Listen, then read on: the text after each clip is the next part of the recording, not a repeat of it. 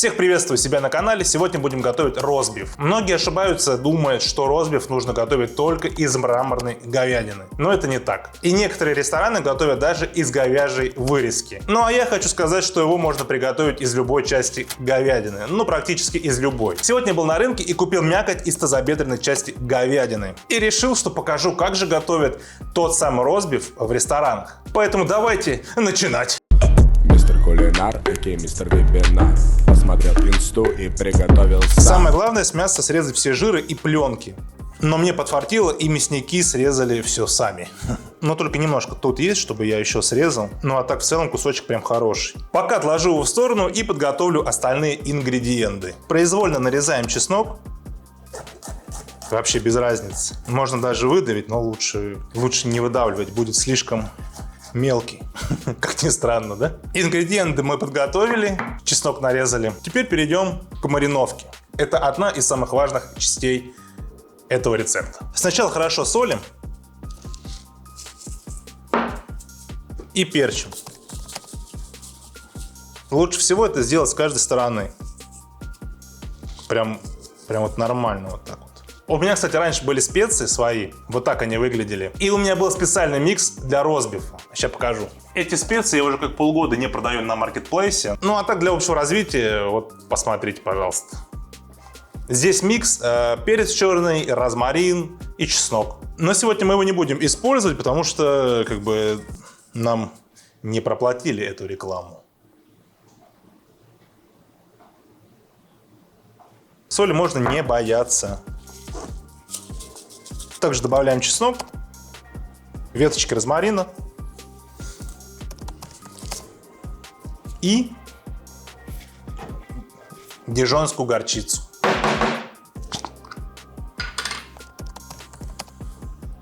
Добавляем немного, иначе будет кислить. И все хорошо растираем, натираем, перетираем, затираем. Какие там еще есть синонимы. Короче, втираем, чтобы весь кусок был покрыт и чесноком, и горчицей, всем, чем только можно. Горчицу я использую дижонскую. Не берите русскую, либо острую, не надо. Лучше дижонскую. Накрываем крышкой и ставим в холодильник на 12 часов минимум. Все, что остальное завтра уже, наверное, буду снимать. Мистер Кулинар, окей, мистер Вебинар. Раз, два, три. Просто давно не разговаривал. А готовить я буду на газовом гриле. Ну все то же самое, что мы делаем в гриле, вы можете сделать дома, имея сковороду и духовку. А как это сделать, я сейчас расскажу. Сначала обжариваем кусок с каждой стороны. Обжариваем до тех пор, пока мясо не станет обжаренным с каждой стороны, то есть до корочки. Прошло минут 10 и можно переворачивать. Ну не 10, минут 7, наверное.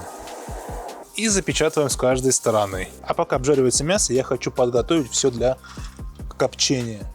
Бытует такое мнение, что в газовом гриле нельзя коптить. Отчасти я согласен, но подкоптить и придать нотку дымности можно. Мясо обжарил со всех сторон, теперь нам нужно его запечь. Я для этого выключаю здесь газ, а в другом месте включаю. Тем самым мы сделали зону непрямого жара, где можем запекать. Далее в мясо суем иглу, закрываем крышку и запекаем при 80 градусов, пока температура в мясе не будет 55-56 градусов. Забыл щепу добавить.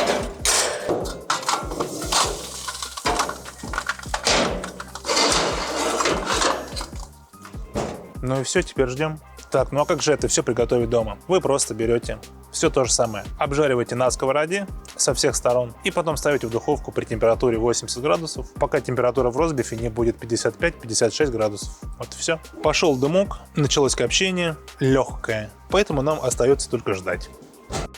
Мистер Кулинар, окей, мистер Вебинар. Итак, ростбиф запекся. Теперь нужно ему дать время, чтобы он полностью остыл. Я как раз это и сделал. И затем его заворачиваем в пищевую пленку. Также можно завакуумировать, но если у вас нет вакууматора, то делайте как я. Теперь его можно и нужно положить в холодильник, чтобы он полностью остыл. Но также ростбиф можно есть в горячем виде. Тут уже на любителя. Мне, например, нравится в холодном.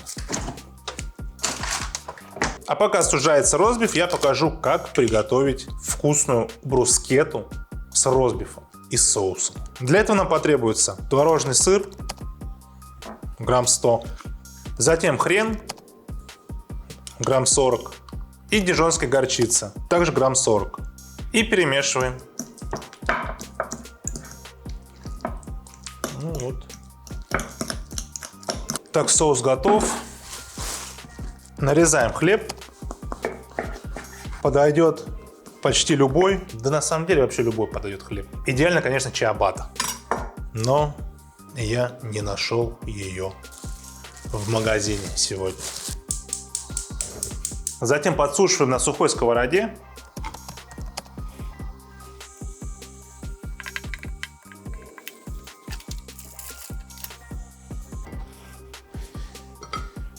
Намазываем соус и нарезаем ростбиф. Вот такой вот получился ростбиф. Кто-то может подумать, что это сырое мясо, но, как бы, ребят, если вы знаете, что такое ростбиф, то вы не будете так думать. И нарезаем ростбиф. С другой стороны, он лучше остудился и режется намного лучше. Такой кусочек ростбифа получается.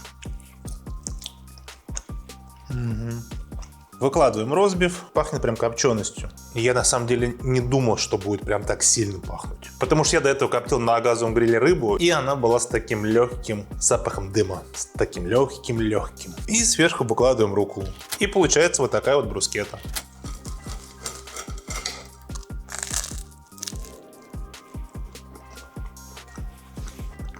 Соус прям то, что нужно. Это очень вкусно. Пробуйте, готовьте. Кому мясо сырое, можете сделать до 60 градусов температуру внутри мяса. Всем пока!